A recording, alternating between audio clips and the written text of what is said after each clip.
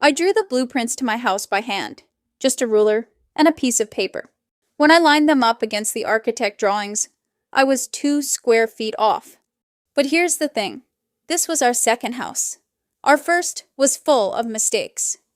In this video, I'll walk you through everything we got wrong the first time and exactly how we fixed it the second time. No house to sell you, no service to pitch, just the honest version nobody gave us. We made 3 big mistakes on house 1. One of them cost us money. One we had to live with every day. And one that I swore I would never make again. These are the reasons why our second build is turning out better than our first. Our first mistake was letting someone else choose our floor plan. It looked fine on paper. But then we lived in it.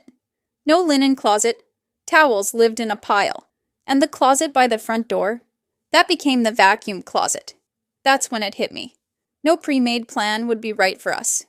If you're building too, this one's for you, and I'm sharing every decision we made, the good and the bad.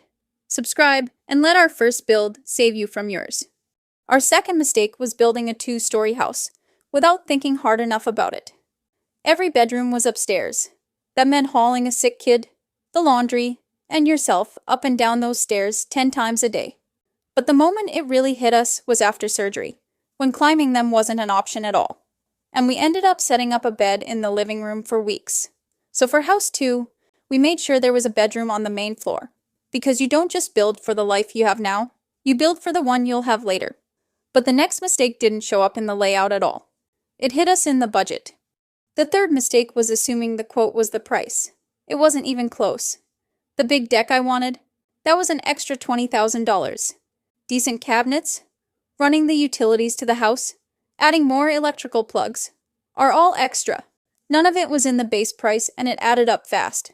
So before you sign anything, read your builder's spec sheet line by line and find out exactly what's in that base quote and what's going to cost you more. Remember that mistake I swore I'd never make again?